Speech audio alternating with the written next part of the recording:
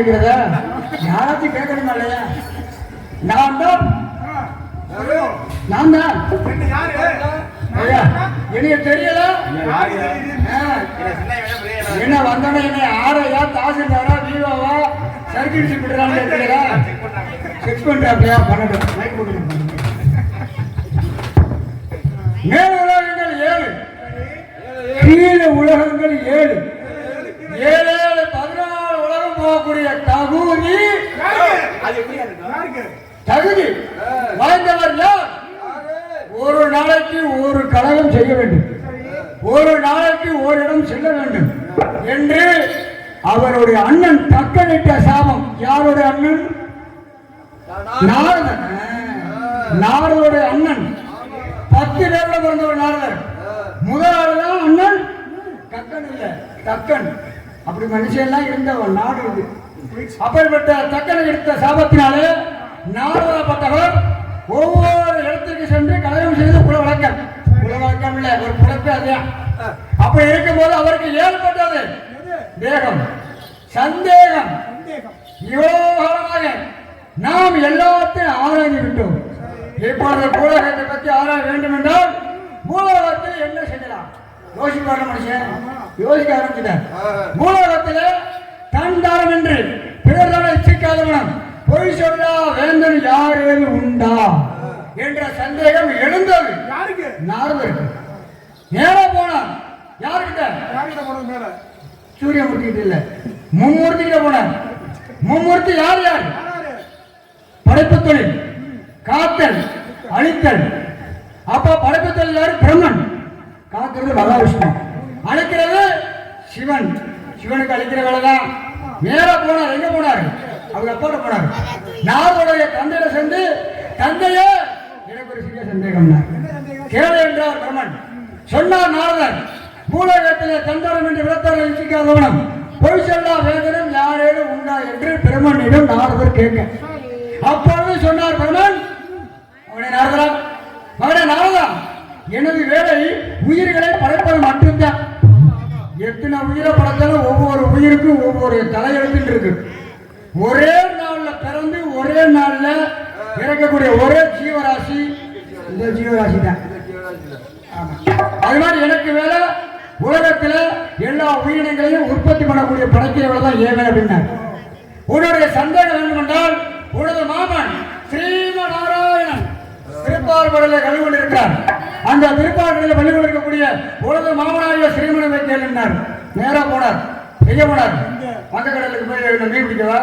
திருப்பார்கடலுக்கு போனார். திருப்பார்கடலை சென்று அவருடைய மாமனை கேட்க அவர் சொன்னார், யாரு? சீனிவாச பெருமான். உனது தந்தை பெருமான் படைப்புகளை, உன் தந்தை படைக்கக்கூடிய உயிர்களை காப்பது மட்டும்தான் ஏன் வேலை.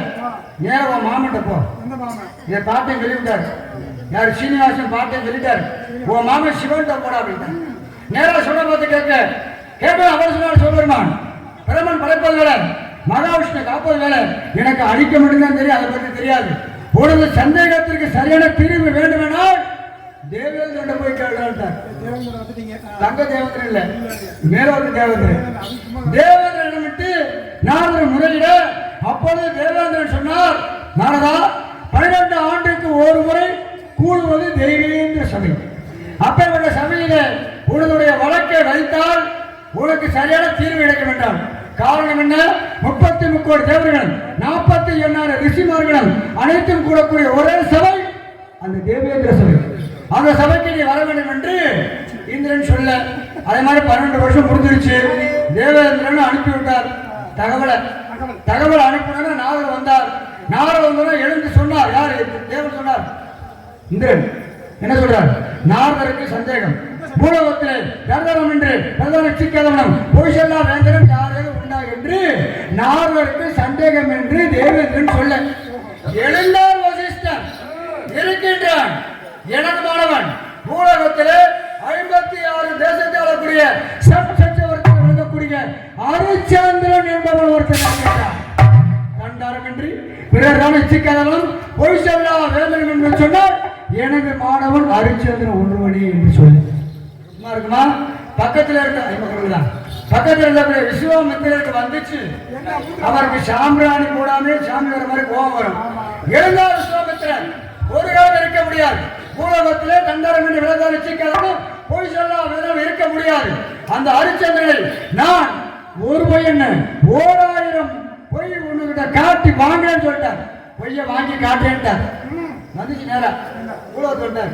எல்லாம் பண்ணி பார்த்தார். நேரா வந்துட்டார். தென் திசைக்கு வந்தார். தென் திசையில் இருப்பது யார்? யமதர்மன்.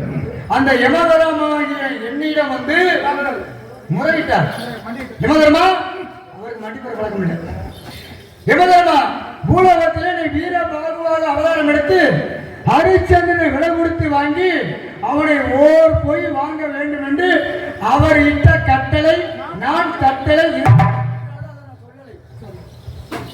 வந்துட்டேன். வீரபாக வந்துட்டேன். மயானமும் நமக்கு 2 இருக்கு. மயானம் மட்டுமா இருக்கு. 2 உண்டாட்டி என் வாகனம் எரும மாடு. நான் எரும மாட்டுல வர்றதில்லை.